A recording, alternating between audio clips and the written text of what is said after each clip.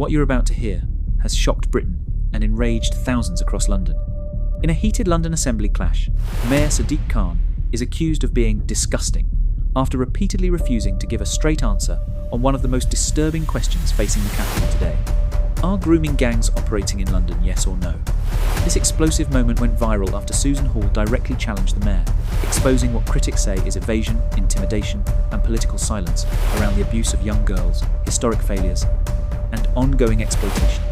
Since that confrontation, survivors have come forward, allegations have multiplied, and demands for a London-specific inquiry are growing louder, while City Hall appears determined to shut the conversation down.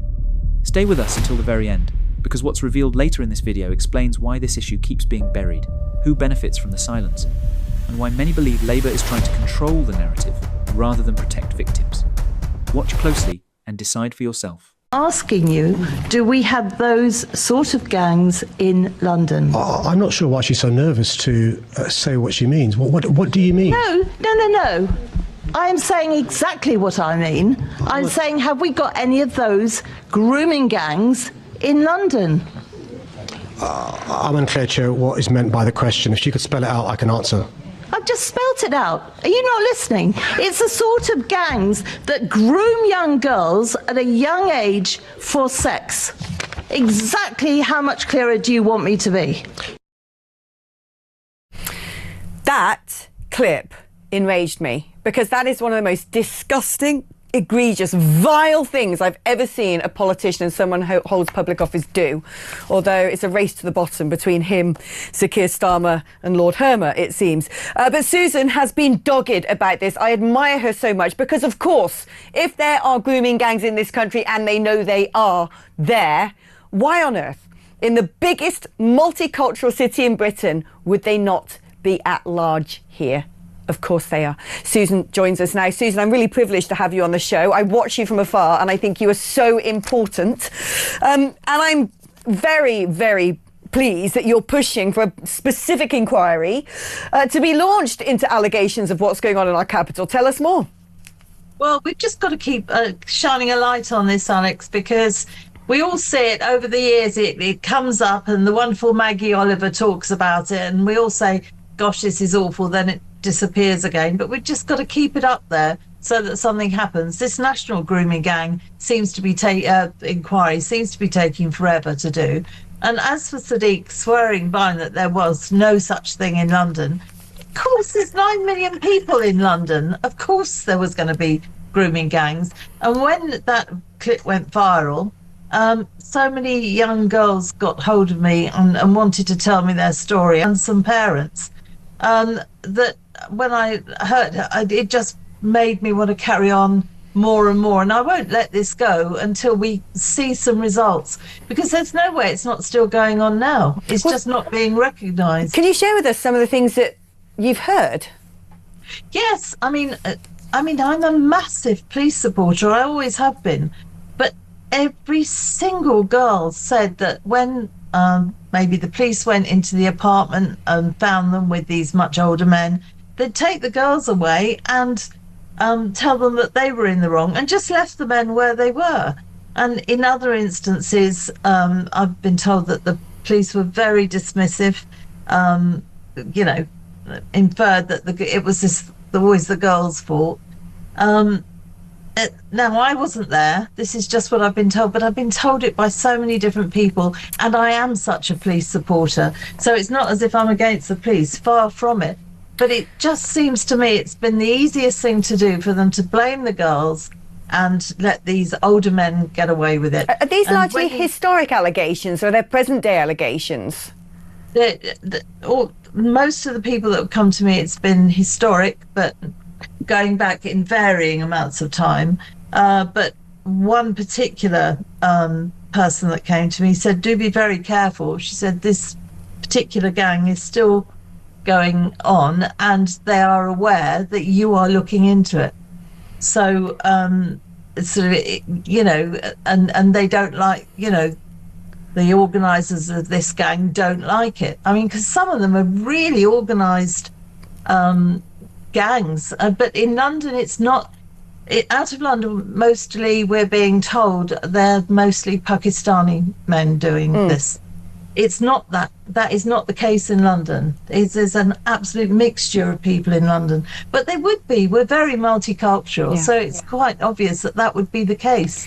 No, I mean, indeed. I mean, across London, we've got lots and lots of pop-up brothels. We have slaves. We have sex slaves. We've got trafficked people. I had a pop-up brothel when I used to live in Earls Court, pop up the other side of the house, run by a pretty gnarly-looking man with a ponytail, I believe to be from Albania. I am sure that London is drenched in some of the most wicked and evil forms of exploitation possible, and yet here we have a mayor who would rather bang on about historic things from like 500 years ago, such as slavery back in the day, than even dare to tackle the fact that there will be a lot of slavery going on in London, sex slaves, domestic slaves, and particularly, and I'm not trying to offend all Muslims, but particularly, I'm afraid, in Muslim cultures, because there's a heck of a lot of slavery in Arabic communities, in North Africa, in the northern parts of Sudan and Somalia. It is sort of ingrained still within their society, and they have expectations when they come to London. They want to bring this with them. Yeah, well, unfortunately, that's how they've been brought up, and different cultures think that different things are acceptable. But when we look at, particularly with this grooming, these are young girls, very often, not always, very often coming out of care homes. They've never been loved. They've never been shown any attention. And of course, they think of these older men as boyfriends. They don't see it at the time that they're actually being groomed, and that has come out a lot. But some of the stories you hear, you could just weep, because you think that that poor child, or now woman, has had her life completely wrecked. Nobody's really loved her. And this is the situation she's ended up in. I mean, it's absolutely heartbreaking. And it's different from other forms of exploitation. All exploitation is dreadful. It's just that we need to make sure that people recognise this is a specific thing. They are just grooming them for sex. That is all it is. It's not county lines, which is obviously drug movement, etc. Now, very often these groomers will use drugs or alcohol on these girls, but it's a different thing to the county line situation we see. I mean, we have seen that the mayor is not just unwilling to even contemplate talking about this topic. He is being so disgusting in his horrible bullying approach, in that menacing, taunting way that he wants to sort of try and accuse you of somehow being a racist or the person who has the moral issues. How on earth are you going to manage to get this inquiry set up when essentially, as Mayor of London, he is also the Crime Commissioner? Well, that's right. Well, if there's a national inquiry, I'm hoping they'll have a separate London unit of it, bearing in mind we've got so many people in London. The police are now looking into historic cases, because I haven't left this alone for the last year. That clip you just shown is a year old, and I've been nagging, as I would say only a woman can, about it the whole time. It's water off a duck's back. He's so rude to me, but I really don't care, because my job is to scrutinise him and to ask questions, and that's what I'll continue to do, whether he likes it or not, because at the end of the day, that we look at some subjects, and some subjects are far more important than others, and this to me is one of the most important things that I've ever been scrutinising him on, because it involves young, innocent, mainly girls, but sometimes boys. I have no doubt that the level of historic criminality in this area in London will actually blow out of the water anything anywhere else in the UK. And what really frightens me is I have no doubt that it is rife in London today. The criminality now in this city, largely imported crimes run by very sophisticated, dangerous international gangs and cartels, the likes of which, as you have just told us, wouldn't actually put it beyond them to directly threaten someone in your position, which is terrifying. When I look at some of the boroughs of London and who runs them and the demography of those boroughs, I know that there are things happening that are frightful. Even when I lived in Earls Court, you could walk up and down that road and see exploitation everywhere you repair your phone shops, as you have just told us, wouldn't actually put it beyond them to directly threaten someone in your position, which is terrifying.